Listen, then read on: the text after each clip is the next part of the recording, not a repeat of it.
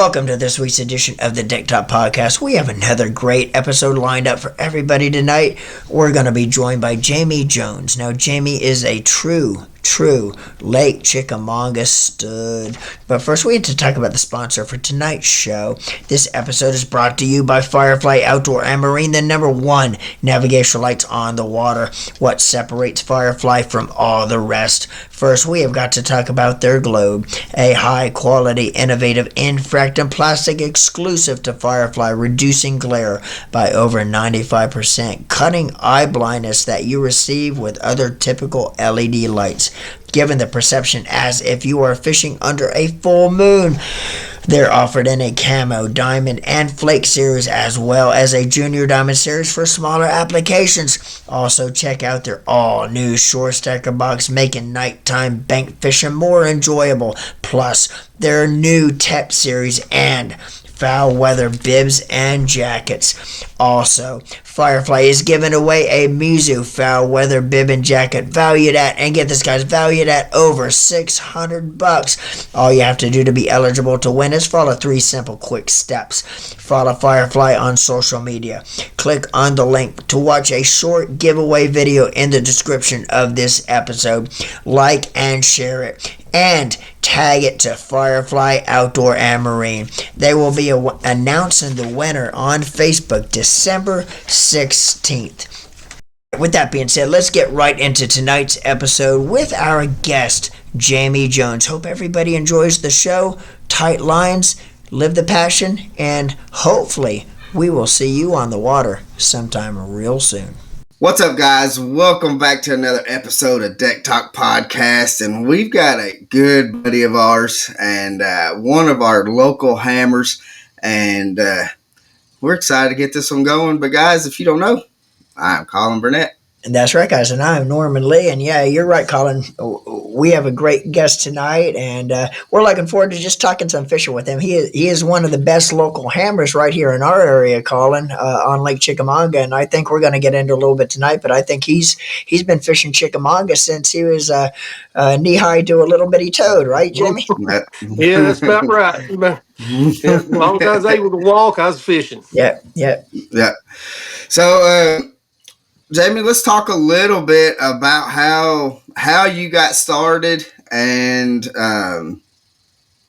so, because it's kind of interesting of how you got started and who was taking you out fishing, and how you really got the desire and love for fishing. Yeah, well, I mean, as far as back as I can remember, my great grandfather was the one that introduced me to fishing first. Before I started school and everything, I live right here beside Booker T. Washington State Park. I remember getting up in the mornings, him going and doing the school lights and everything up on 58 Highway, and he'd come back and he'd grab me and we'd walk across the street, walk down through the woods, do a little trail, and we'd fish right there in the back of Booker T. Back there, from the bank and everything. And I guess that kind of installed the love. And then as I got older, my grandfather, he run trot lines. We never was really bass fishermen. It was catfish, brim, bluegill, crappie, and everything. So we run trot lines, all through the spring and summer, and then crappie fish and everything else in the wintertime just to provide food. I mean, Right. we ate fish a regular basis, and we was all hunters and fishermen, and that's how we fed our family. Right. Growing up. Yeah. And then Yeah, and I guess go ahead. And it's, to me, it's kind of crazy that we have gone from that being our nature of being able to go, what we caught went into the frying pan, and you either fried it. Most of the time we fried it, but Oh yeah, whatever you caught went to the table. Yeah. absolutely. And nowadays you don't really see that as much anymore. Yeah. To some extent, I mean, you'll Right. see like you can go to Booker T and there's guys there, ladies there that's out there fishing, doing some crappie fishing. That's taking them home and eating them. But it's not uh, like we're not every time we go out. It's not coming back to the table. Most of the time we're catch and release. Right. But yeah, it's kind of crazy. You know, I mean, everybody that we've talked to, Jamey, has pretty much has started out the same way, especially us as the older fishermen and stuff like that. That's usually Right. how it is all started out. Is well, I mean, we gotta go catch dinner. So, Well, you know, I tell you, back in the day, I mean, nobody really knew what catch and release was. Even with bass mm-mm. today, most of us that fish and most of us that fish bass, we're all sportsmen. We do it for the sport. We don't do it to eat the bass. We do it to preserve the sport for future generations coming in to want to do the same thing we're doing. But back in the day, nobody knew what catch and release was. And like you said, Colin, when we went bass fishing, in the '70s or early '80s, it was to catch bass to bring home to mom and dad so we could clean and fry up. Even with bass today, nobody keeps bass, especially the sportsmen like we are. It's all about catch and release. But and that goes back to like the early tournaments, even early professional tournaments. We're talking about this the other day, Colin. Even in like your professional level tournaments, it wasn't catch and release. You'd see the early bass masters bringing them to the stage on stringers because Yeah. nobody really knew what catch and release was like we do today. So that goes kind of to your point. It was all about catching fillet back in the day. So times have definitely changed where from what it was back then. Oh yeah, you're right. That is definitely true. And I can remember seeing, and Jamey, you might be able to, and Norman, I can remember seeing pictures from my granddaddy. Like he had went to Sam Rayburn, and I don't know what the time frame was. I know it was right after they opened Sam Rayburn. Yeah. And he had to go to Texas. He was the senior VP for Genesco Shoe Company, and so he had to go out to Texas. And one of the guys there said, "Hey, let's go." They rented or not rented, but they got a guide that took them out, and that was where he learned how to Texas rig. But I can remember like they had like a 1x4 that had like 10 bass on it that they were they just nailed them up to the boards. And so they're just holding these boards Yeah. up. Yeah. Yeah. Yeah. But, guys, though, if you don't know Jamey is, I mean, I tell you, I love Jamey. He's always in a good mood. Even though when, he might be having a bad day, he's still showing that he's in a good mood. Yeah. But one thing that there's multiple things that I really like. If I have any questions and stuff about fishing that I want to ask, one thing that I do ask him is Jamey's got probably one of the hardest hook sets that I have seen. And so if I go to Jamey and I say, "Hey Jamey, what rod are you throwing?" and he tells me what rod he's throwing, I know that rod is going to be a good rod for the fact because one, it's going to have good feel to it, but two, it's going to withstand that big old hook set that he has. Because if it don't hold that hook set, it's definitely not going to be in the boat with Jamey. And so, but Jamey's also, if you don't know him, he loves doing some night fishing. And so we're going to talk a little bit today about doing some night fishing. And it may surprise you when he tells us what baits and stuff that he throws during night fishing compared to what I know when I first started talking to him about doing some night fishing, I was kind of scattered all over with the baits and stuff that we threw. and Jamie really simplified it, Norman, to really of what you need and what to do. As night fishing. But just because he's a heck of a night fisherman, don't mean that during that daylight time he still doesn't mean that he can't catch no big fish, Norman. That's So, right. so with that being said, let's talk about a little bit of night fishing, Jamie. All And right.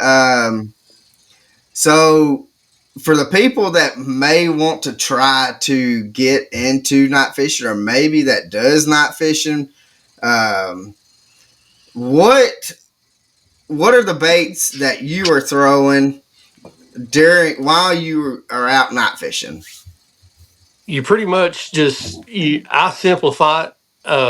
My go to is a spinner bait. Uh, Most everybody knows how to fish a worm, Texas rig, a worm. Basically, that's the only two baits you really need. You can throw in a chatter bait here and there, but I'm more of the spinner bait type of guy. Yeah, Uh, and you can simplify that with when you come to spinner baits, because you got people that like fishing grass, you got people that don't like fishing grass. So therefore, I'm a grass guy, so I stay from that half-ounce spinner bait down to like a 3/8. yeah, That way I can dictate, I want to be ticking that grass, just at the top of it, whatever. For the people that don't like fishing grass, that would rather fish a little bit deeper, it's still a spinner bait. It's just you're going to go a little bit bigger. You're going to go to yeah, that 1 ounce, that 3/4 ounce, and it's all muscle memory. Building that confidence in that bait is the main thing. Right. uh right. and I'll have 5 or 6 rods with me on a normal night tournament. Say if I have five, four of them's gonna have spinner baits, one of them's gonna have a worm, and Yeah. that worm rod probably will never get picked up throughout that night, unless my partner is just hammering them on a worm. But it's my confidence bait. Yeah. You know, it is. That's what I'm most comfortable throwing. I feel like I'm pretty good at it, and I'll figure out a way. There's different techniques. There's yo-yoing. There's the slow reel. Letting it get down in the grass, jerking it out, whatever. So I mean, there's different. You just got to figure out what technique you like the most, and just stick with it and figure out how to catch the fish that way. Now, Yeah. nighttime fishing compared to like daytime, do you go for more of water displacement, vibration, being that I'm assuming at nighttime, unless you have a full moon, and it's still going to be less than you would have during the daytime, but sight as far as fish being able to see. So is it more of a where you want to go for a little bit more noise, vibration, movement, water displacement, or like you say you fish a spinnerbait a lot, and you also fish a worm. Well, worm's not gonna unless you have a big paddle tail or something like that, and you're kind of slow rolling it. It's not going to have the water displacement or the Right. vibration like a spinnerbait would have. So. And again, the fish aren't going to be able to see as good. So how do you rig up for that? Is it more vibration versus sight, or is that where the spinnerbait comes more into play during the nighttime? For me, it's all about the vibration. It's all Right, about the blade. I've got one. I've got one here.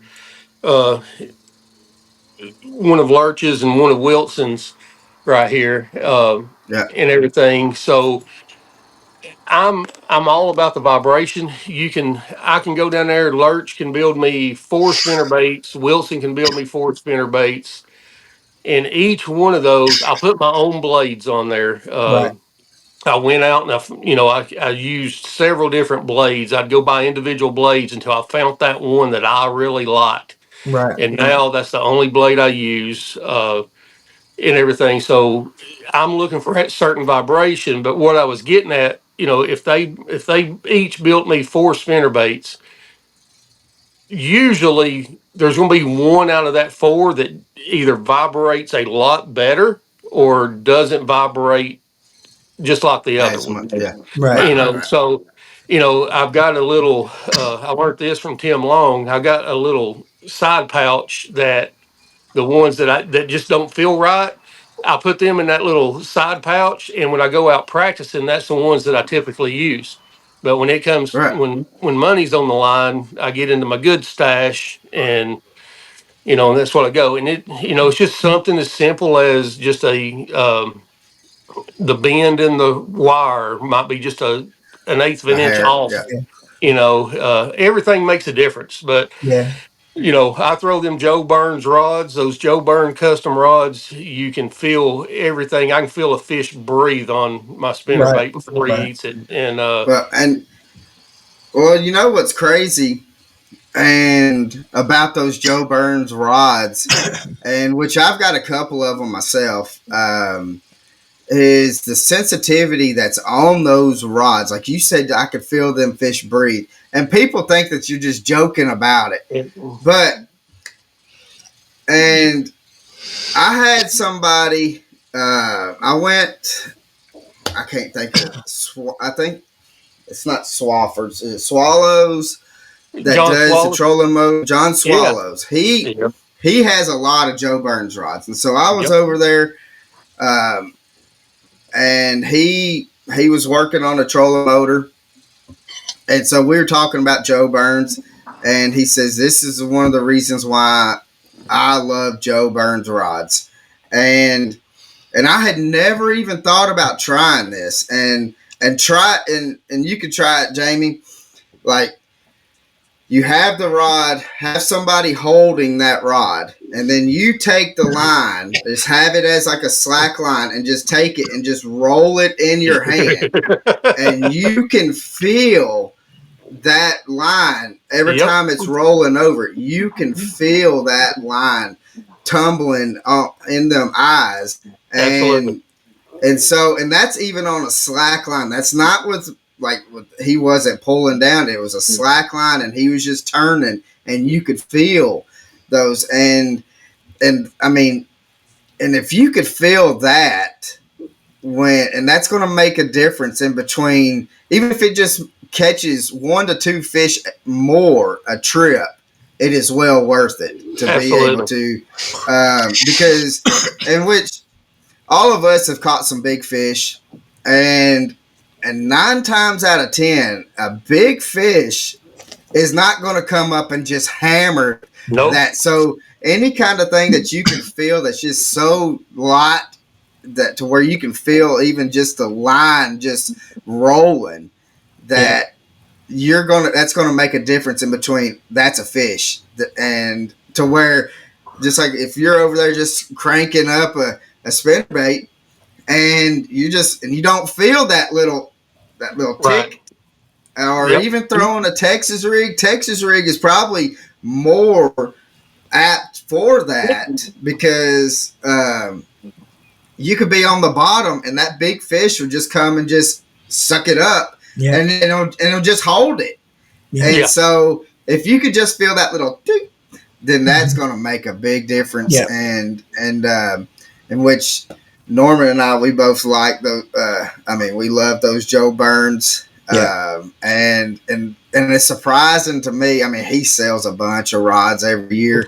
Um, but to me, I'm surprised that he ain't bigger than really what he is, just I don't. because of that fact. Well, I don't think he wants to get that big. I think he Right. can get as big as he wants to.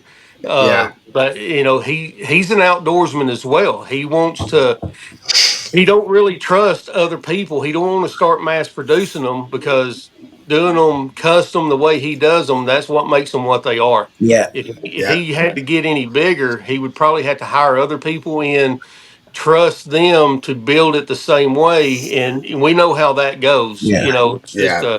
he does a phenomenal job. Yeah. But to get back about filling them before they actually bite, the way I describe it the best, and Norman was talking about water displacement. So you got this spinnerbait coming through. You got the spinnerbait coming through the water here, and it's sitting there. That blade's just turning and vibrating, vibrating, vibrating. And the way I explain it, it's kind of like NASCAR in the draft. When that fish comes up here behind it, you can actually feel something's about to happen Yeah. because it displaces the water that blade's making, so it kind of Yeah. pushes that spinnerbait. And I've called it a lot of times, and people's like, "You're crazy, man! There's no way." I was like, "If you throw a spinnerbait as much as I do, you pay attention to all the Yeah. details." Well, and it's funny that you say that is because and it's almost, I mean, you hit it right on the head. It's almost like NASCAR drafting. It Yep. kind of like that, the bait kind of lifts up a little bit or Yep. something. I don't know exactly what it is, but it does. It makes that bait feel just for that split second, that bait feel a little lighter to me when Right. that happens. Yeah. Um, but I do want to talk about those spinner baits. Because I've thrown those lurches, I've thrown the Wilsons, and to me, I want to go and I want to get a custom, more likely a local custom spinner baits, because I know the quality that I'm getting is going to be a whole lot better than just going to Bass Pro buying spinner baits. Yeah. Right. Well, Because I was gonna say just like, go ahead, Norman. no, I'm sorry to cut you off. But I was gonna say, what people don't realize about, just like you're saying, kind of about a custom spinnerbait. When you buy a custom spinnerbait, like Lurch's lures or like the other one that you're talking about, when you a lot of those custom baits are built so much better than, say, your major big name companies out there. And the reason being is a lot of those big name companies, they're mass produced. They're not built. You get a custom bait builder. He's building that bait one at a time, and he's taking time Right. with each and every bait. Where you get a big company, most of those baits anyway, they're built in China, but they're Yeah. built on an assembly line. And before that one bait is finished, they have about 20 different uh, people that have no clue about fishing building that bait as before that bait gets finished, mass produced, basically on an assembly line overseas. So when you get a custom bait like lurches, they're building that bait. It's like we're talking about Joe Burns with the rods. That's why you get a Joe Burns rod. In a lot of cases, his rods is so much better than some of the big name rod companies out there, just due to the fact that he's building that rod one at a time, and a lot of times he's building it specifically for your needs, for what you want. Because you go to him and tell Joe, I want a rod, I want this exact weight, this exact tip, these exact eyes. I need the grip a little bit different. I need a little bit longer, a little bit shorter. He's going to build that rod just for you, to the way you fish, your fishing style. So that's one of the perks for going custom, or going to a someone that's not as big as a lot of these big companies, because of that reason. And that's one of the reasons they get built so much better and they work so much better, is because of that they're building it one at a time versus like these major companies on an assembly line. So just a Yeah. little bit to your point, Colin. Well, and kind of going back to the custom spinner baits, in Yeah. which Jamie and we've talked about this a lot. Um, and if you're out there, and I, let's just say you bought a spinner bait from Bass Pro, and you are going to, because a lot of them, especially like if you're throwing around grass, and Jamie, you know that if you bring that spinner bait around like this little point off of this little grass, that those bass, that bass is sitting in there somewhere, Yeah. Right. and all they're going to do is just come out and wham, hit it, and try to go right back into the grass, Yeah. and you can catch maybe 2 or 3 fish, and then you're having to work on that spinner bait. And once you start trying to work on a spinner bait, that spinner bait's about done. I mean, Right. because you're not going to be able to get it to run as true as what it should be after it starts bending. And with Wilson and Lurch, that it has that heavier gauge wire on it. To me, that I mean, you're going to be able to catch more fish before you're having to manage around with the Yeah. spinner baits. Yeah. You are, and you're hitting the nail right on the head. Where people for a long time, people were talking about you got to get a lighter wire, get a lighter wire. You get more vibration, you get more vibration, which you do if you're using a fixed wire spinnerbait. You know, Right, right. if the wire runs into the head, it's molded into the lead head and everything. The thinner wire does make a difference. You're not going to catch as many fish before you have to start bending it or before it breaks. And Wilson, you know, which the wobble head has been out for years. Right, Uh, right. Hamilton Sports Shop up here on Highway 58, they used to sell them years ago, and I can't remember the guy that built them. Uh, but Wilson, he took it to the next level. He started putting an insert inside there that would help the wire stay, you know, wobble Wow. smoother, this, that, and the other. Yeah. And Tank up there at Fishtails, he's selling a wobble head as well. That's a good one. But then we got with Lurch, and we designed what we call the swing head, and it's not molded into the head, it swings, so you get all this movement. That allowed us to go to that bigger wire and get just as much, if not more, vibration than a fixed head skinny wire. Yeah. Right. Right. And I also want to talk though, um, at nighttime. So you're throwing a Colorado blade at nighttime, correct? Absolutely. Not Yeah, not a willow. not a willow. Some people do. There's times my brother-in-law, there'll be a certain time of the year that they'll kind of go away from it, and I always say that it's because they felt this vibration for X amount of Right. years. It's almost like I pull up to hoe. Yep, that's Jamie. He's back. We're not going to eat that one Yeah. tonight. You know, Nah. uh, but I have witnessed and experienced like an Indiana blade. It's more like a teardrop. I Yeah. have, and you look on my boat, I'll have an Indiana blade tied on there. It's just that little bit of different vibration that they might want at night. The lateral lines, they don't want that hard Yeah. hitting to the lateral lines. They might want something a little bit softer. You know, there's always a time for it, but you know, day in, day out, I'm Colorado blade and slow rolling it and force feeding them, I guess you'd Yeah. say. Yeah.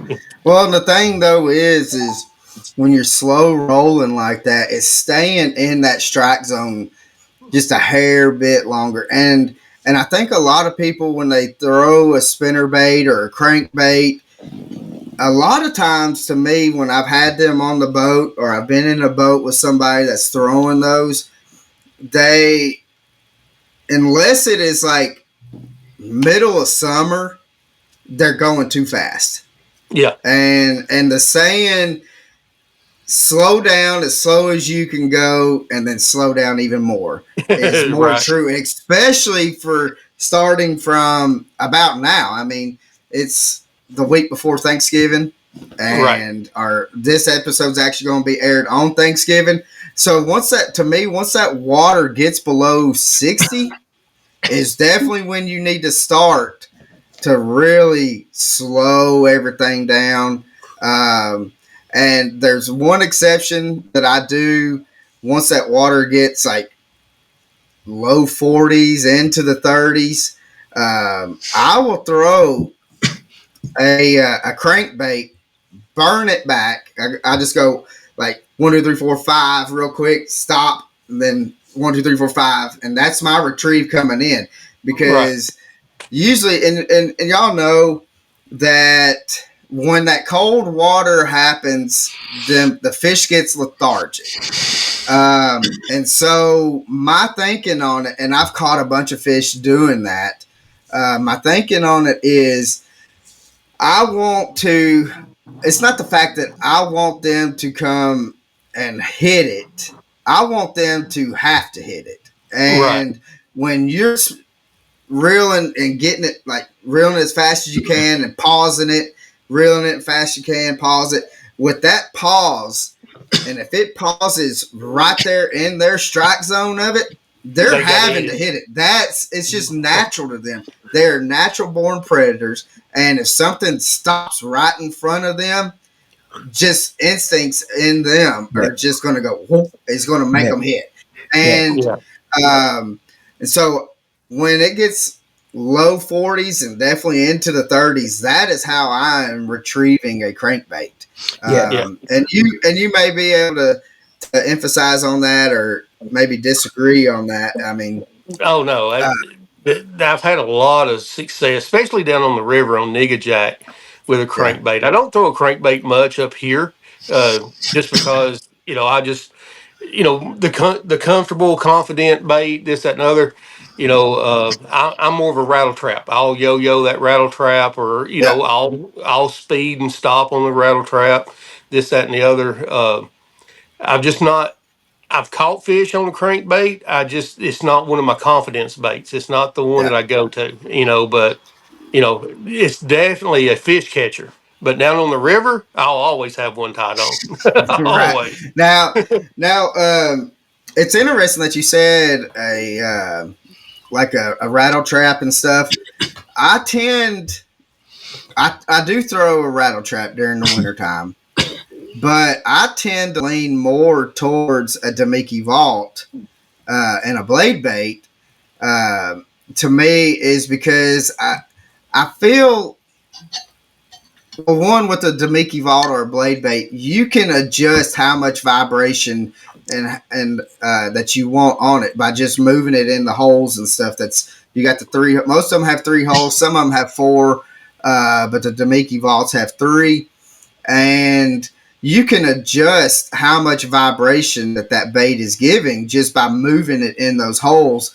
And so, to me, I feel like the blade bait is more versatile when because and it's day to day that you can go out there and the fish one day they may want something that is vibrating like crazy, but then the next day you go out there, you might have had a little cold front come through or something like that. Right. Something that changes them up to where they just want something a little bit more subtle. And then with a blade bait allows you to be able to throw the same bait, but be able to adjust that Right. vibration. Right. Yeah. So, but I do want to. I keep on going back to the spinnerbait because I know, guys. To me, if I have any questions about a anything that has wires on it, any bait that has wire on it, I I know I can talk to Jamey about it because I've talked to him about spinner baits. I've talked to him about A rigs, and he always he might be just joshing me and pulling my leg and stuff on it, but Well, he here, always says let me show y'all something real quick. I don't throw A rigs. no that. I wish you had a few of them. Hey, So Jamie, on your A rigs, while we're kind of talking about A rigs a little bit, or just bringing it up, what rod do you throw your A rigs with? Because I know if you throw an A rig all day long with the wrong rod, it could wear your butt out by the end of the day. So I know you kind of have to have the right rod to throw them, so it doesn't fatigue you. What rod do you throw your A rigs with, where you could get out there and toss them all day without getting wore out? I've got a 7.6 heavy. It's a lot like throwing the same thing I throw my spinner bait on. Really, I throw it on a 7.6 heavy. I've got one that's got a fast tip, and I got one that's got a moderate tip. And I'll just kind of play around with it.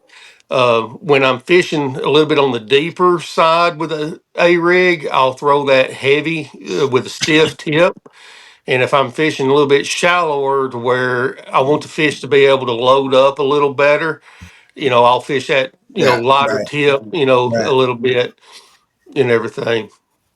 okay. So and so how important is it to be able to have a proper rod for each application and stuff that you're trying to do? Because each time you go out there, you got to assess All right, this is what the conditions that the lake is giving me. Right. Um, and do you go? Do you change that application up as well for maybe like you've gone out there and you're out there for maybe 30, 40 minutes or whatever, and you've had fish swing on you, but do you change it up knowing like this is the type of bite that I'm having today? Because I know that if you have too much of a stiff rod, you're just yanking it right out of its mouth anyway. So you want something Exactly. that's going to have that parabolical bend to where it's going to allow it to load up a little bit more, keep it in that fish's mouth before it starts. Right. And that's and that goes to each fisherman, in my opinion. Yeah, If you're if you throw this bait a lot, you kind of know what it takes. It's just like the spinner bait, the A rig, this, that, and other. Uh, what you're saying, like a person that's just starting to throw an A rig, as soon as he feels that bite, he wants to jerk it.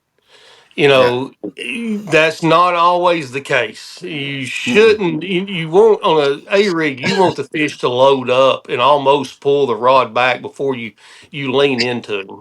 That's not. Yeah, I've got a reputation of having a big hook set, but not necessarily on an A rig. On that A yeah, rig, I'll let the fish almost catch itself, and then I'll just lean into him to bury that hook, in there a little bit better. right, So if you're one of those happy, as soon as you feel it, you want to jerk, you might want to start with a more moderate tip that's going yeah, to be a little bit more forgiving. Um, and I think it would help your success, help somebody's success a lot better, learning how to fish a bait, starting off with a little bit more moderate tip. right. Yeah, and I definitely agree with that, and I think that you explained it very well to where um, to be able to if when you're starting out trying to throw because everybody wants to throw an A rig and have a chance. In which in Tennessee we can only have three hooks on it. You got to have two dummies. Right. So, but everybody wants to be able to go catch two fish. Right. And the only way on an A rig that I found that you need to hook set. Well, I mean, you're really not hook setting. When you have them stripers come and hit that sucker, they're pretty much hook setting themselves. Yeah. But I do definitely agree with you on it. But I keep on coming back to the spinner base, Jamie, and I'm sorry. No, you're But good. I love spinner baits. so, in which guys, Jamie and I, we've talked about spinner baits. We go to Jack's Bait and Tackle here in not Cleveland, Chattanooga, and so we just get in there and we just start chit chatting. We'll walk down an aisle and we'll just see a bait and just start talking about a bait. And but uh, there's a blade, and I don't know if you've seen it, Jamie, or not, that I've had a little bit more success at nighttime. I don't know what it is, but it's just like a Colorado blade. All the ones that I've seen, it's just been like a Colorado blade, Uh-huh. but it's more like a metallic green. It's got like that greenish silver looking Right. um, color to it, and I don't know what it is about that color. I don't know if it picks up that it's I want to say this when I've had more of a fuller moon out. That's what I was gonna That say. blade that blade tends to get me maybe a couple bites more. Yeah. It's not that every time the bait gets into the water I'm getting hit, but I feel like that blade does get me a few more hits on more of a bright night um, Well, setting. I'm gonna give y'all one of my biggest secrets that I've pretty much kept to myself. The only blade I ever throw is chrome. Well, let me get in front. Is chrome. The nickel Uh, plated. That's all I ever throw. And I call it Jonesology. In my brain, you're looking for vibration, number one. Okay, so if you got just a normal night, dark night, this, that, or the other, I don't think blade color matters. Yeah. If I'm doing anything with color, I'm doing it with my skirts for the bait Okay. itself. Now, like you mentioned, you have better success with that kind of that greenish hue colored bait on a fuller moon or bright night. Okay, in my opinion, that's the only time it matters. So Yeah. if I throw a nickel plated blade at night, as long as it's got the vibration that I want, I'm gonna catch fish. But when it comes to that full moon night or whatever, there's more light penetrating the water. I'm going to get more flash with that nickel than I would a copper colored or a black blade. You know, a lot of people go with a black blade. And once Yeah. again, if that's what you're comfortable with, by all means throw it, because if you're more confident in it, Yeah. you're going to fish it better. All I ever throw is nickel plated. And that's the sole reason is for that one night. Or if I'm going down a bank and all of a sudden there's a dock there, it's got a light on it. Guess what? When I throw it up there and that Yeah. nickel blade comes through there, it's going to catch a little bit more light. And I think it attracts more strikes that way. So, Right. Yeah. it might not be true, but in my mind, it's the only way. So, Yeah. you Yeah. know, No, and I mean, I definitely can't knock it on. I mean, because I've talked to you, I've seen pictures of what you've weighed in on night tournaments and stuff. So I mean, everything that you say, I mean, I take it to heart because I know that. I mean, you're out there doing your thing and you're catching a bunch of fish. So, but that's the reason why we have you on here is to be able to pick your brain on a little bit of things. And right. so, but you're actually going out here, and actually, I mean, it's pretty much as soon as we get off the podcast, you're going out. Um, Right. and getting ready for a tournament. And so, uh, but because right now we were talking about like on Chick, most of the grass is gone, if not all of it gone. Yeah. And you was like, I mean, if I could find some grass, I'm gonna throw a frog, but if not, I'm gonna be out there just chunking away.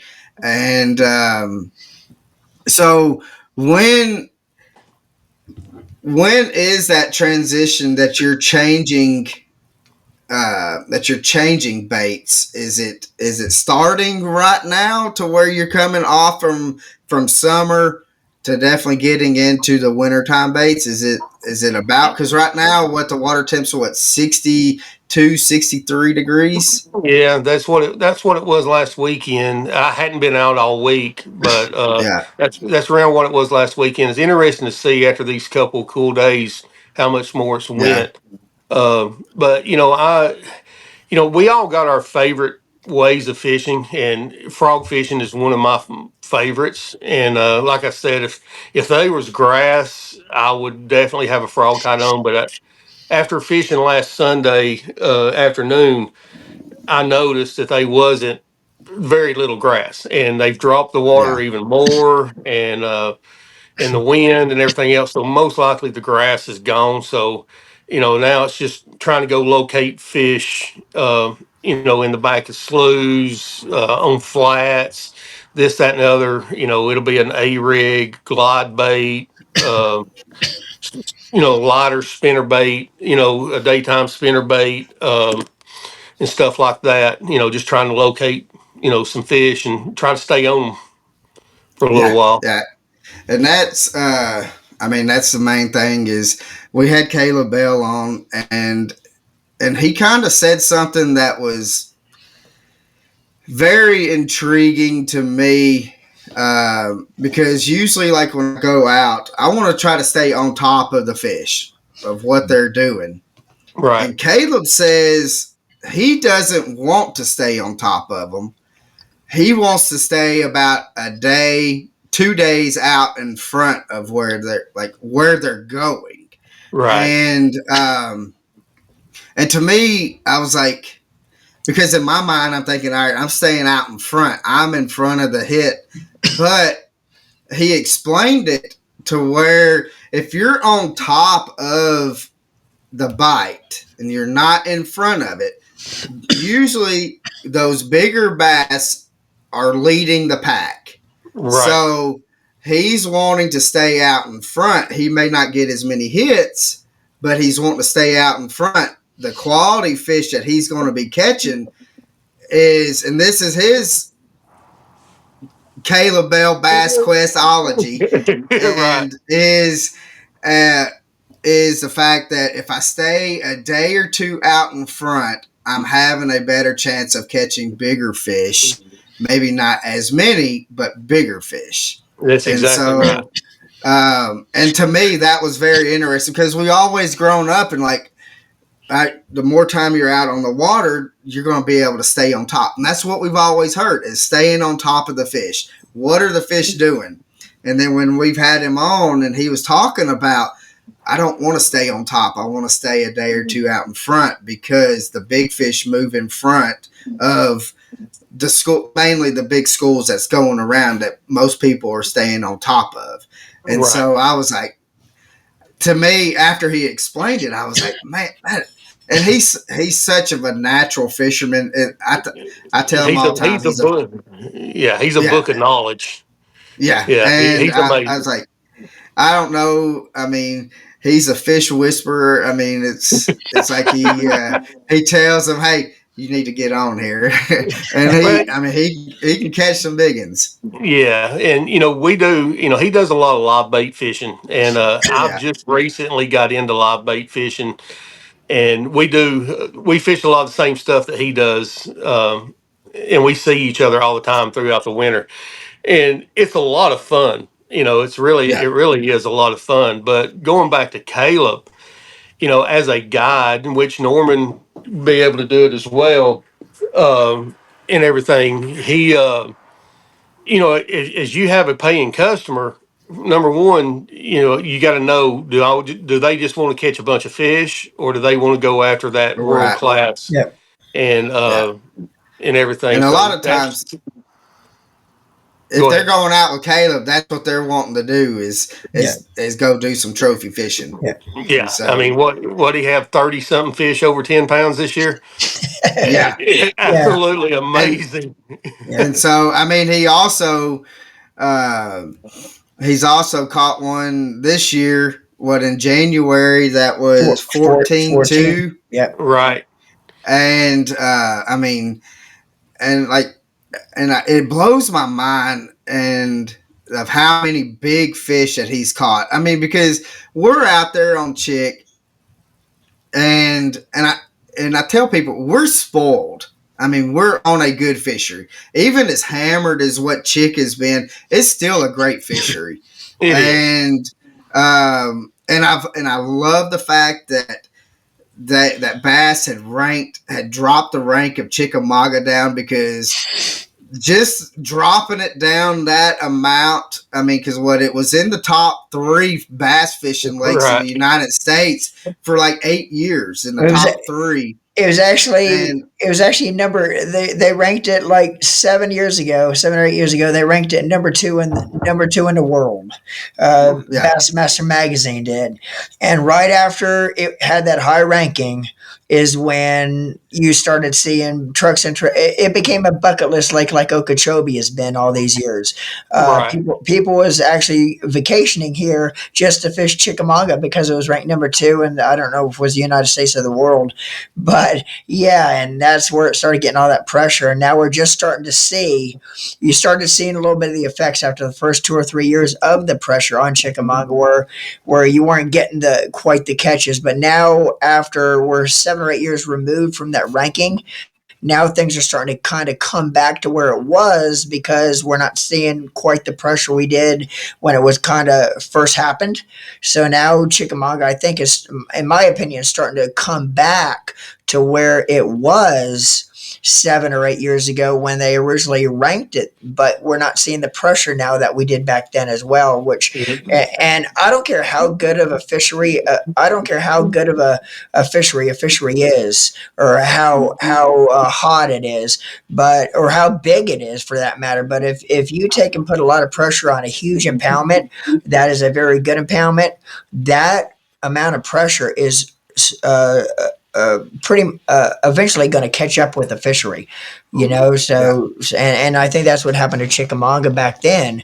And I do feel, in my opinion, that it is starting to come back to where it was back then. And it did have a drop off for a while once it started getting that pressure, but I think it's starting to really come back now to what it was back then as well. Yeah, I just don't. I agree with you. I just don't think it's ever going to get to where it was Oh, unless they quit killing the grass. Yeah, yeah, yeah. Because I Well, mean, our grass has went way down. Yeah, there's still some grass, and me and Collins talked about this, and even me and Caleb's talked about it.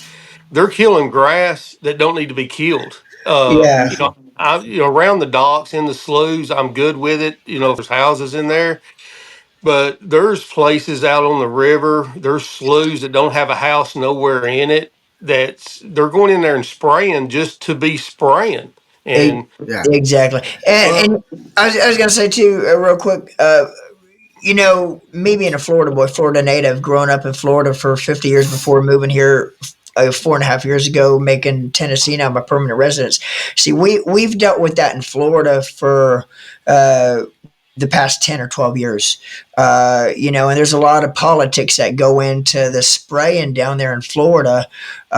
Mainly, they allot them so much money a year, so many millions a year for the spraying. And if they don't use it all, they lose it going into the next year because of all the yeah. politics that's involved. So I've actually witnessed them down on Lake Okeechobee before, just basically at the end of their day, holding the hoses straight up in the air on the airboats that they spray from, holding it straight up and just emptying their tanks and letting the wind take that spray wherever it wants to take it. Because if they don't use it, they're going to lose it.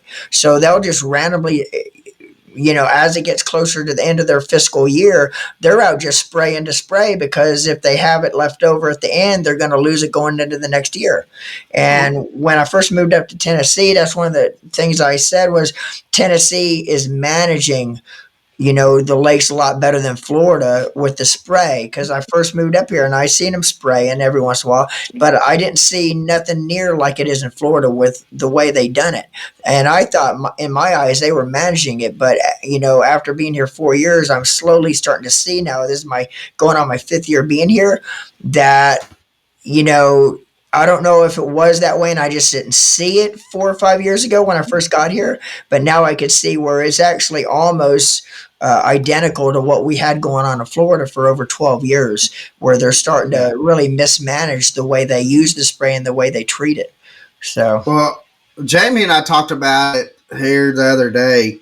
Um, was the fact of TWRA is not, they're not spraying, and they contracted out the for whatever company to come in and spray. And you just, I mean, you said it right, Norman, when you said, well, the company comes in there and they say, well, we're going to drop so many thousand yeah, gallons of yeah, spray into the water to manage it.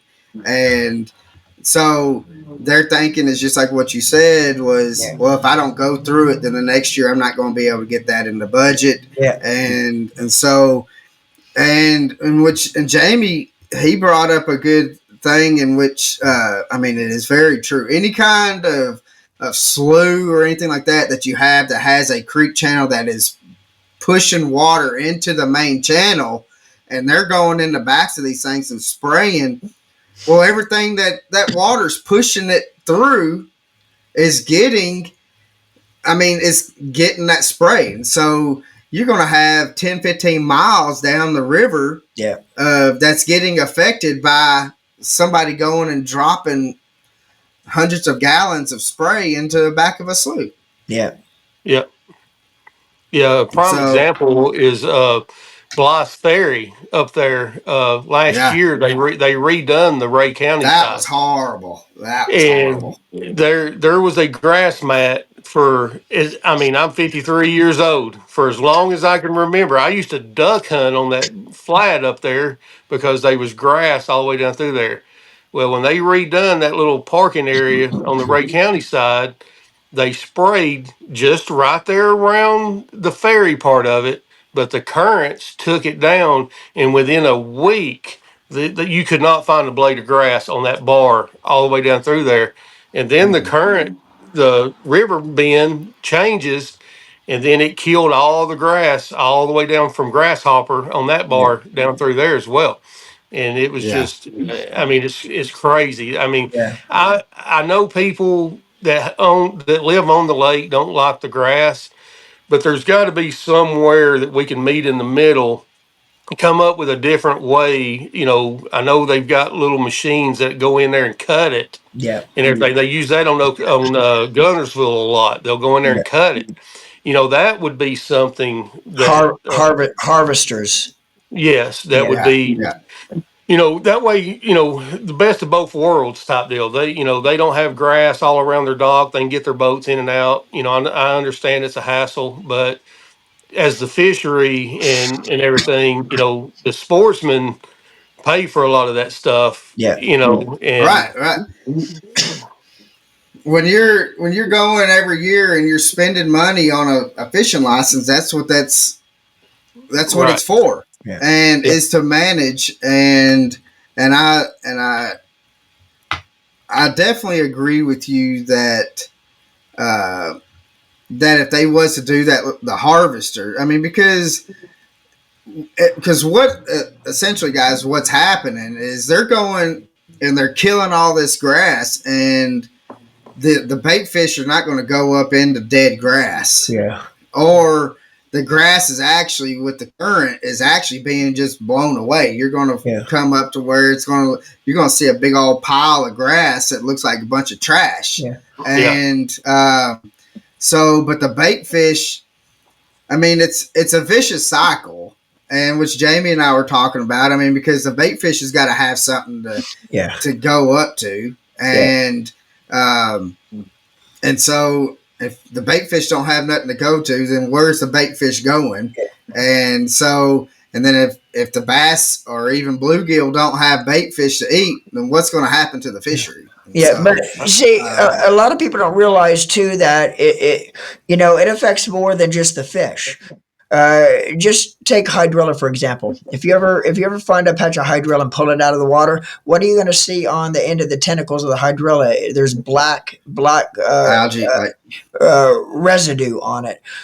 Hydrilla is a filtration system for yeah, our lakes. And if you ever notice any place you got hydrilla, you're going to have crystal clean water. But you get rid of that hydrilla, it's not going to filter the water. So it tends to be a little bit dirtier, a little bit muddier. It's going to muddy up quicker. But now when you add the chemicals and kill all that hydrilla, what happens is all that dead, all that, whatever they're spraying, all sediments down to the bottom, and it turns the bottom nasty, turns the bottom muddy.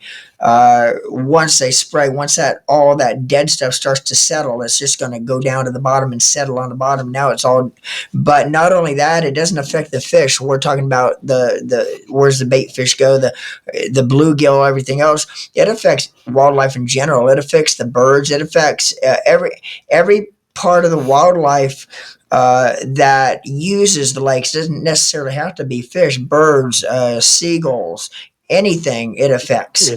Yeah, Um, yeah, even deer. I've oh witnessed. yeah, When the water goes down, deer come down on the lake bank and eat that hydrilla. yeah, They'll eat yeah, the grass that's not in the water no more and everything. So, like you said, I mean, it affects the whole ecosystem. exactly. And Yeah, and if it wasn't hazardous, why are the signs that they post "Do not swim"? In this, you know what I'm saying? yeah, It just yeah. Think about this for a second. Think about this. If we as humans were to take a the size of a sewing needle eye that you put the thread through, if we were to take a little bit about that size of poison in a teaspoon every day, mix it with water and drink it, it might not affect us the first week. It might not affect us the first month. But if we do that once a day, every day, for 2 years, after that first year, after that second year, that little bit of poison that we're consuming is going to Hmm. start affecting us. It's going to affect our bodies. How do you think that acts with the fish? Um, Exactly. these fish are having to swim in it. These fish are actually breathing it, living Yeah. in it. So it might, when you first start spraying a lake, it might not affect the fish. It might not affect the ecosystem the first week, the first month, but eventually it's going to have effect on the fish. I don't know how many times, like on Lake Okeechobee, we've had pictures, people posting fish that look like, I mean, it was sick to look at them. They had diseases, they had sores, spots all over them. 20, 15 years ago, you never seen a fish come out of the Right. water that looked like it had sores and disease all over its body. I mean, it was nasty. I wouldn't even want to touch it. What's that from? All of a sudden, the last 15 years of spraying, now we start seeing all these fish being posted that people's catching that has sores all over them. You think that we didn't see that 15 years ago before the spraying started to happen. So is that some kind of an effect of all these years, them fish having to live in the spray? It starts you Right. thinking, And just what's like, causing that? and I'm sure y'all remember the massive catfish kill off two Yeah. years ago. Mm-hmm. 2 years You ago. Yeah. you cannot convince me that chemicals did not have Yeah. a play in that, Yeah. because, like Yeah. you said, Norman, everything settles down there to the bottom, and a catfish is primarily a bottom feeder, and Exactly. that And it species, was, it was horrible, and you yeah. had people trying to sugarcoat it. Oh, that happens every year. Like I said, I've lived here my whole life. I've Yeah. never seen a kill off like Yeah. that. Yeah. No. And the thing is usually if you have a kill off like that, it's typically like, let's just say it's like 3-4 pounders. It's all the same size fish. It's Right. almost like it's that 1 year that it affects. When that happened, I mean, we were seeing 15, 20 pound catfish just floating Yeah. down the river. It Yeah. was not. And we heard the same thing, Jamie, that it was all about, uh it just happens. It happens all the time. And Yeah. that did not. I mean, it went No. for what, about 2 weeks, that it was nothing, that we were seeing fish, I mean catfish, monster catfish. And I Yeah. mean, it was some small ones, but it was, I mean, we did see some monster catfish that was getting killed off Yeah. on that. Yeah. Yeah. So I do want to talk about, though, um here back in the end of September, the hurricanes came through North Carolina, and it was about a week and a half later we started seeing effects from it. Um, and for, I mean, even the longest time, I mean, even today, I mean, that you still, the water on Chickamauga and even on Nickajack is, I mean, has not got back to the original color. No. Um, so what do you think? Like, how long do you think that's going to last? I mean, it's slowly starting to get back to normal. I mean, because I mean, it's been almost 2 months now that I mean, Yeah. it's not Well, as bad as what it was, right, but but you still go back. You go back to grass. If yeah, we had what we're used to having, that would have filtered out by now and would have been back to its normal stage with less grass. There's not enough filter there, so it's settling in. Then you've got TVA lowering the water levels, which that stirring it brings back up. Yeah, stirring it back up as well. It's just, I think it's just that time of the year. It's going to take a little bit longer. It'll get back to it, but we got some more rain coming in. Here next week. It'll end up muddying up stir it back again. up. Yeah. Yeah, yeah. So, and we've had, I don't know if that was, I seen somebody that was standing behind you, and I don't know if that was your partner that you're going out with. Oh no, Um, it was a friend just stopped by. oh, okay, okay. So, but with how important with people that may not live in the TVA lakes area, and if they come to the TVA lakes or even any kind of river system that fluctuates from a winter pool to a summer pool, how important is it during the winter time to especially to stay in main channel until you're going to where you're going to fish? It's very important, especially if you don't have today's electronics that's got the map on it, to where you can set the water offset. Humminbird done a great job with. You can set your water offset, and you can pull up the TVA map and see what the water level, how far the water's down, and you can set your unit to it, and it almost makes it easy. Yeah, But if you're not familiar with this lake, you better stay in the channels and then come off pad yeah, and troll in to wherever you think you want to go fish, because there's, as good as the maps are, there's still places that are not on that map that yeah, somebody out of town won't know, but a local would know, just from experience of, hey, I just, hit bottom. Why? But yeah. yeah, there's a lot of little sneaky places that, if you don't know where you're at, you get in trouble. Yeah. So, and that's one thing. Like, well, we were talking the other day. We were talking, and I had put in at Harrison Bay, and I went and fished with my dad, and we were coming back, and guys, if you don't know Chickamauga and coming out of Harrison Bay, as soon as you come out, you take a right and you go to the main channel. But right in front of you is a huge flat. And that flat, even during the summertime, is really not that deep of a flat. So when they drop that water, I mean, you're in a couple feet of water. Yeah. And I was telling Jamie, I was like, I was coming in and I seen this big old yacht just, I mean, it was hammering down on this thing. And I elbowed my dad and I said, watch this. And I mean, next thing we know, we see just mud and just kind of just scurrying up. And I says, he's stuck. Yep. I guess I haven't been out there since then to see if that boat is still out there. But, it was kind of funny though that happened, and then I was telling Jamie we got to my truck to put the boat on the trailer, and Towboat USA had left a business card on my windshield wiper, and so I was like, "Well, them guys gonna need it." Yeah. So, But a real quick story. Excuse me, I got something caught in my throat there.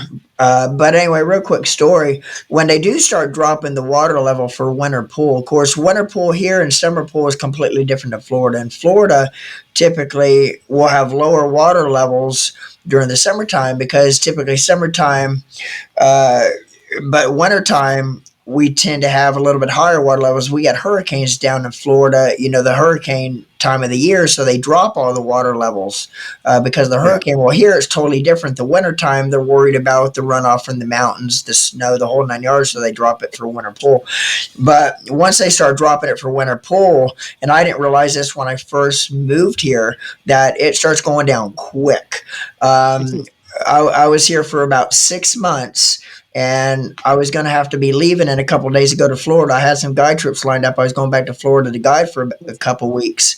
So I was just out fishing on Chickamauga a week before this happened, and that flat that you're talking about, Colin, I was able to actually run across the flats, and I had a trail going across it. It was still a little bit deep enough where I could do that, but not knowing the lake like you're talking about. If you don't know Chickamauga that well, make sure you stay in the channel. Don't go off. Make sure you stay where that dark blue color is and not where the light blue color is, because it will mess you up if you're not familiar with the lake.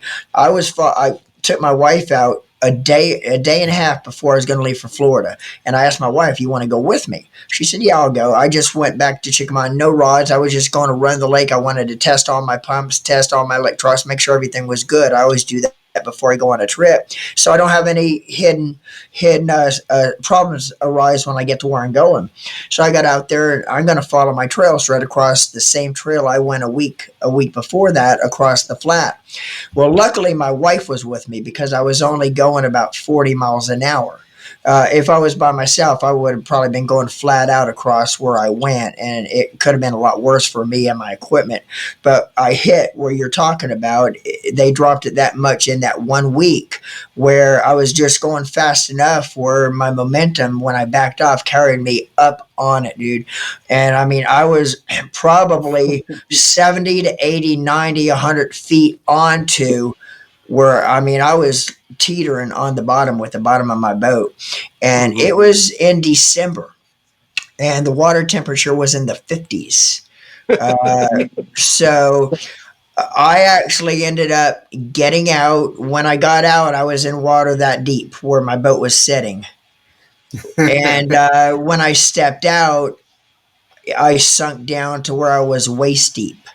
And the suction with the bottom, I couldn't hardly walk around because the suction carried my feet 3 foot below where the water. So I done that and literally tried to push it. I was pushing it in a circle basically because it was teetering right on the Yeah. bottom. So I had to call Boat US. By the time they got there, it was dark. It was nighttime. And during the day, it was in the 70s. It was a warmer day. So we had light clothes on. It was about 40 degrees at night when that sun went down. We were shivering. I was wet because I'd been trying to push it off.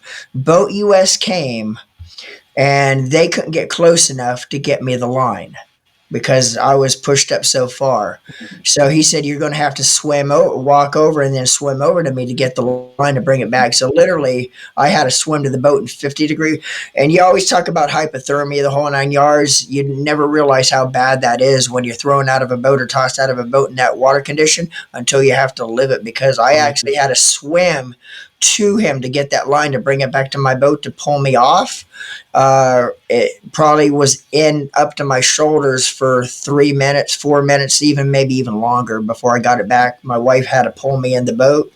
But yeah, that's my story of what you're just talking about. Not knowing the lake, not knowing how fast they drop it. So to your point, Colin, yeah, if you're running the lake this time of the year, yeah, stay in the channel. I will attest that because I thought when I climbed back in the lake, guys, my wife drove me home. I stripped down to nothing in the car. My wife turned the heat up all the way, and I was experiencing hypothermia until I was able. I climbed in bed, covers on, and I could not. Let me tell you something. It's real when I talk about that. So, yeah. But anyway, that's my story. I know I rambled on about that, but just telling that story to give everybody the point that Colin's trying to make. Yeah, be very careful because it does get. Well, I mean, we and Jamey, he's been here a whole lot longer than I have, and it's every winter we'll see 4 or 5 times, at least 4 or 5 times, where somebody that's come from out of town, and it was worse when we were having a lot of out of towners. A lot the locals will know what's safe and what's not, like Yeah. what Jamey was saying, and it's just from the lake knowledge. But I mean, and I've seen it to where I've been on the water one day, the next day that it's dropped 3 or 4 feet, Yeah. Yeah. and it happens that quick overnight that they've Yeah. dropped it that much, and so that's one thing. And like every time that I see somebody cutting corners, trying to get there a little faster, and I'm over here thinking, even during the summertime, I'm like, oh man, and I'm over here praying, like, man, please just have it trimmed up enough. I mean, because right there, coming off to going back towards Harrison Bay, Wolf Teever, and even the one that I see a lot is right there at the duck blinds across from Chester Frost, where people think they can cut right across it. But even during the summertime, that's only what 3 feet deep at the Yeah. duck blind, Yeah. and so, and I'm like, guys. I mean, Yeah. Yeah. And, it's to put it in perspective, I think it's a good idea for a lot of people to go out during the winter and look at these areas Because if you seen like right there below the duck blind, what you're talking about, where the island is, Yeah. there's a stump about the size of a car hood that sticks up, So I mean, you're talking about inches, and where a lot of people get Oh yeah. in trouble, you could be running up the river channel going towards Chester Frost, and you see a boat come out. Well, that local guy knows where that ditch is at, and he runs across it. Well, this guy's sitting there thinking, well, he just run across. Well, we'll cut across right here. You can't do that. Yeah, and another thing too on that flat you're talking about right there across from Chester Falls, if y'all, which y'all know, and any locals know, there used to be a duck blind right there.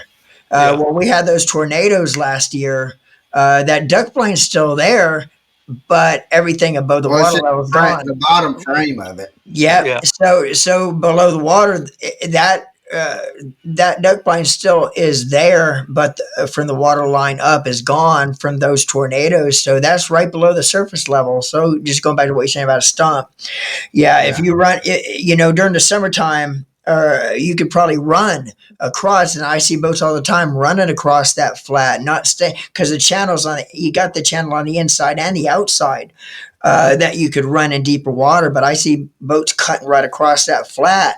But that duck blind's sitting there somewhere under the water now, where it used to be exposed. You used to be able to see it, but those Yeah. tornadoes actually leveled it.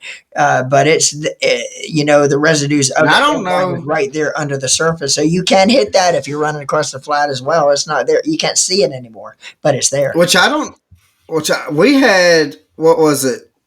Sometime early summer, we had to where they were. I mean, we had a lot of rain and had a lot of current coming through, but we also, with that current, we had a lot of debris. Yeah.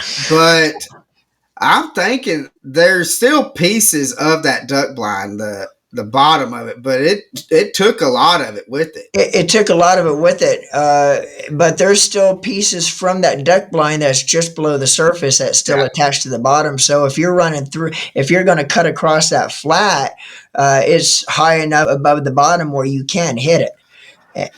Right. So, but I do also want to talk, and we'll after this we'll kind of start wrapping things up, Jamie, so you can get out on the water. Um, but you also like throwing some big glide baits, I do. and what is if you was to talking to somebody that has never thrown a glide bait, what is a tip that you can give them to be able to help when they go out, maybe to be able to go catch because when you're throwing them big glide baits, you're not going out there to catch a bunch of fish. You're going No, out there to catch the fish. yeah. And so what is a tip that you can that you're willing to give out about throwing big glide baits? Well, kind of going back to having the right rod for the right application. Um, my glide bait, I throw it on a Joe Burns 711, and yep.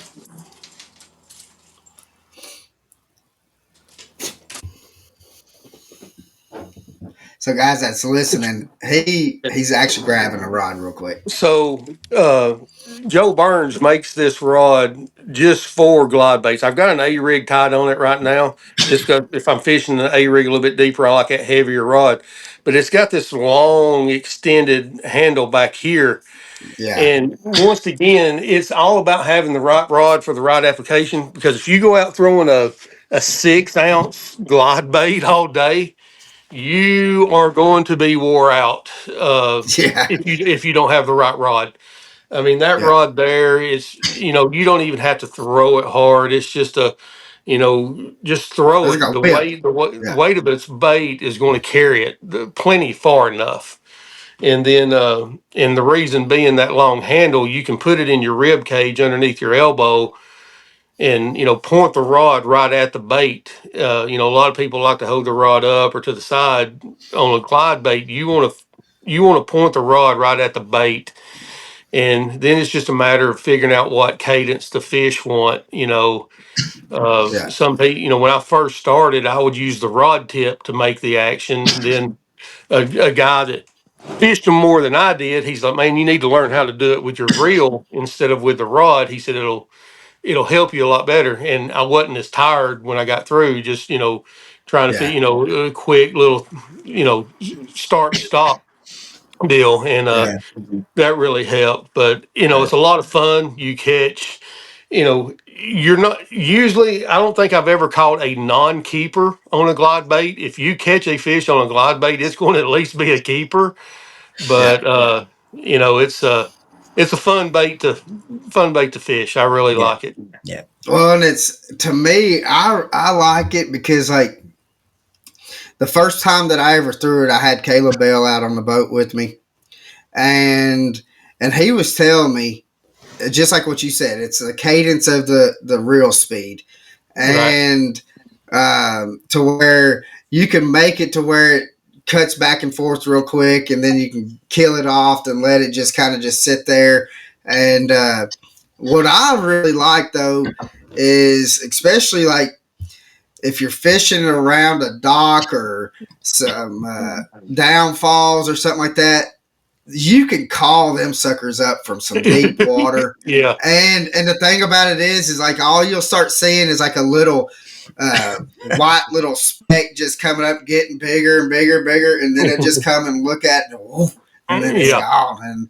And there's no other feeling besides maybe throwing a frog. The excitement Right. of watching because you're actually being able to see the fish come up, see it, and they're like, and once they kind of, I won't say 100% of the time, but most of the time, once they start tracking it up like that, they're already committed to hitting it. I have had them to where they've come up to it, and I maybe not gave the exact same cadence of that. Something was different, and it turned them off and spooked them. Right. But for the most part, it's crazy just to watch, just seeing them And just woo, just And come it's a back up. it's a violent bite. I mean, Oh when yeah, they hit it, they hit it and yeah, everything. And that's another thing. When you catch them on a glide bait, you don't want to sit there and play with them. That's mm-mm. another thing about the rod. You want to get them jokers to the top of the water and get them in the boat as quick as possible. We usually don't dip net anything caught on a glide bait. We boat flipping them. I mean, I boat Yeah, flipped an 8 pounder last year. With it, it's just get them to the top of the water, crank, crank, crank, crank, crank, and then Yeah. flop ski them them in there. across. Yeah, that's right. What Yeah. what's the best time of the year to throw glide bait? Is it now or coming up? Or? Starting now. Yeah, starting now all Yeah, the way through early spring. You know, really good. and yeah, unless your name's Caleb Bell and he has one tied on All the time. 365. Yeah, yeah. So, but so do you throw that more so than what you would a like a just like a typical swim bait? I do. Yes. Yeah, I'm gonna throw the A rig and the rattle trap, and there'll be just little places I'll see is like, man, that's a good place for a glide bait. Then I'll pick that glide bait up and go. yeah, Then there'll be sometimes just to be like, hey, me and my buddy, let's go throw glide baits today, and that'll be the only thing we take. Yeah. So yeah. we kind of hit the areas that better suit that type of thing and everything. But that's one of the best ways to learn how to do it is don't take anything else Nothing with else. you. Yeah, Just take that with you and just make yourself go throw it. As long as you want to throw it and Yeah. yeah, everything. Yeah, I used to tell people that all the time when I used to do a lot of seminars for kids and stuff on flipping, and that's one thing I used to tell people with learning how to flip a 1 ounce jig because 1 ounce jig's so much different than flipping like a soft plastic, for example, and it takes a lot of practice to be able to feel that bite with a 1 ounce jig. But I'll tell younger anglers when you go to learn how to flip a 1 ounce jig, and that goes for really anything that you want to learn how to do.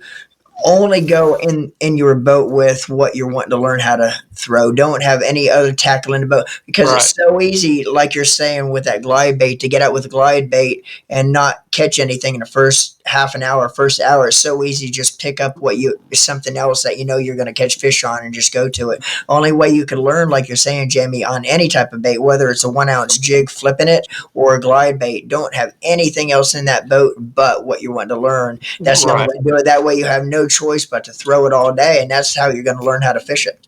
Exactly. Yeah. And so, in which Jamie and I were talking, and because I lean more towards the swim baits than I do the glide baits. I do love throwing glide baits, in which, I mean, I was telling Jamie that I got lucky, and my dad found some glide baits at an estate sale, and I got a bag of them for like $25, and so, but with the swim baits, like right now, I'm still throwing a swim bait, just your regular boot tail swim baits, and so, but as that water gets into like the 30s, that what I've noticed was that boot tail is not. It gets. I mean, all plastics, when it gets cold, it's going to stiffen up, and so it does not move kind of like how I want it to move. And so when that water gets into the 30s, and again, Jamie and I were talking about this, you've got like this, you can see how this is called the wedge tail, and how you can see how it kind of wedges out right here into the paddle. I will throw more in colder water, throw that wedge tail, because I can still slow roll a swim bait with that wedge tail, and it's still giving that, because it's able to disperse that water out a little bit better. Just my opinion. Um, Within the colder water, and so it doesn't stiffen up as much, because it is having to push that water out a little farther out. So just a little tip to people that fish in some colder waters, especially when we're going to have what in about a month and a half, 2 months. It's going to be right there in the 30s here Yeah. on Chick. So I can't wait. I love cold weather. well, and he says that, guys. And Jamie's the only person that I've known that will wear shorts and sandals all year round. It does not matter. He's Yeah. always, and I'm over here look like an Eskimo and the Michelin Man, and Jamie's over here he's wearing that hoodie and some shorts and some sandals. Yeah. And I've got so them on right now. I've got a little bit smarter. I'll still keep my shorts on, but I've got me a good pair of boots and everything now. You know, I'll wear socks and shoes if it's real cold and I know I'm gonna be fishing all day. So, but yeah. yeah. But guys, I hope that that you have been able to learn something, especially with the spinner baits, and just kind of the knowledge and stuff that Jamie has in the Chattanooga area, not just Chickamauga, Nickajack and stuff, and just kind of being able to pick his brain and being able to see, especially nighttime fishing. That was one of the reasons why we was wanting to have him on, because I mean, to me, he's one of the best night fishermen that I've been able to talk to, and that I call friend, that I know that I can ask him questions, and he's going to be legit with me. And so I hope that you take some of the tips and stuff that he had said, and use them, because I know if you use them, you're going to be able to catch more fish. And so, but just like what he said, if you're comfortable throwing a spinner bait, throw that spinner bait, and also if you're more comfortable throwing a worm, you got to be able to use stuff that you're comfortable with. And so, but Jamie, man, we appreciate it. We do have one last question. I think we've asked this question to you once or twice before when we've done stuff at Jack's, but we're going to ask it to you again, brother. So, Norman, take it away. Yeah, Jimmy, and again, we really appreciate coming, spend some time giving us some of that really that local knowledge, man. There's nobody that does it any better than you and Chickamauga, and we appreciate all that insight you gave us tonight today, Jamie. But we have one more question for you, and but remember, this is a recorded episode, and we will be back live next Thursday, same time, 6 p.m. Eastern Standard Time. Our guest next week on December 5th is going to be Gene Jensen with Fluke Masters. So you don't want to miss that episode. We will be live once again next week. But anyway, Jamie, if you were to have one person to be able to fish with for the day on your boat, now this person could be passed away or still with us. Who would that person be with that you would want to fish with for the day, and why would you want to fish with them? That's my grandfather. I mean, Yeah, he's Awesome. everything. He was everything to my family, not just me, but my whole family. He was the Yeah. him and my grandmother held the family together. And when he left us, heaven got a good one and Yeah. everything. But yeah, he installed everything into me, It's awesome, as man. far as fishing, hunting, how to live. If the economy crashed, there's no doubt, I'd be able to go survive by fishing, hunting, whatever, and everything. Owe everything to him. Awesome. yeah. So, Yeah. I mean, you can't beat that answer. I mean, because and that's what I've talked to Norman and my dad and stuff about it, which I'm blessed to be able to still have my dad to be able to get out on the boat. But I mean, and I agree with you. One, or if I could have both of my grandparents, like my dad's dad and my mom's dad, to be out on the boat, it would just blow their minds of the electronics for one, to be able to be like, I mean, it would blow their minds of what we're Yeah. able to see and what we're able to do, and then the baits and stuff.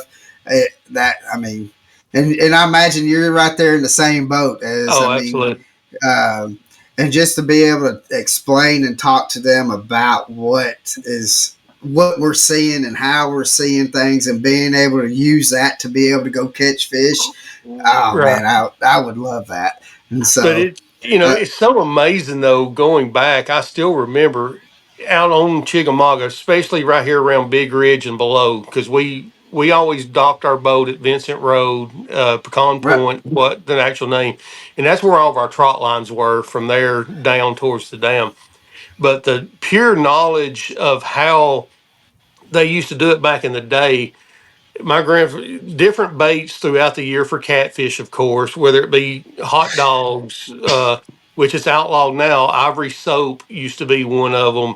Crawdads. really, How they knew, how they knew what time of the year to fish with what bait on the trot line. Granted, it's yeah, just a catfish on trot line, but it's still behind it and everything. And yeah. just they would line up with this rock over here on this bank, and then look Oh yeah, 400 the yards triangle across. everything. And he'd be like, drop the hook right there, and drop the hook, and sure enough, within 10 foot, I've got the trot line pulling it Yeah. up. I'm just Yeah. like, Yeah. how do y'all do this? But but with electronics now, it would be like set a waypoint. Okay, yep, throw the yeah, hook right here. That's where it's at. And he would Yeah. be yeah, like, dang, yeah, yeah. pretty cool. So, but I do real quick. We talked about lurches and Wilson Uh, lures. Um, where can people, if they're wanting to get some lures and stuff? I mean, because both of them just does not have spinner baits. They've got oh, other baits that are phenomenal, yeah, and that we stand by, and I know you stand by, because 90% of your box is yeah. from either or of them, Oh, and so absolutely. Yeah. um, Jack's Bait and Tackle carries all the Lurches and all the Wilsons. Uh, I'm pretty sure that they're not in any other store in the local area uh, and everything, but you can buy direct from both. You can order from them and everything. but Jack's is the place where you can go actually look, touch, feel, see what design you kind of like and everything. But Yeah. Kim and Chuck down there, man, they do things right. They Yeah. listen to the fishermen. If they want Yeah. something, they'll get it in there for you. And everything. Like I said, it's good product. It's not just somebody threw something together. You can go out and Yeah. trust that bait's going to Right. perform. Well, we suggest that you do go into Jack's, just like what Jamey said. Excuse me, to where one you can put it in your hands, Yep. but get it in your hands and then just walk the next aisle over and look at what the box store. Not, I mean, just like your Strike Kings or whatever other spinner baits and stuff like that compare to what that bait is, and you're going to be able to see with your own eyes the difference of Yeah. why we're talking so highly about these custom baits. And you'll be able to have it in your hands and be able to see with your own eyes. This is the reason why Jamey's out here throwing these baits instead of these others. And so, Yeah. but so, well, that being said, guys, we're going to get off here. Jamey, I hope that y'all go out there and rip a bunch of lips Well, and we're gonna put try. them in the boat. Well, maybe not put them in the boat, but if you can just hold them off until you need them. So, Yeah. There you go. but guys, thanks again for coming on. And from the Deck Talk guys, we want to say happy Thanksgiving, and hope y'all are safe and don't eat too much. And if you do, make sure you have a Last Tech belt. And so, but we're gonna get off here, and hope y'all have a blessed day. And we're gonna see you Thank you, out on the guys. water, guys. And as always, live the passion.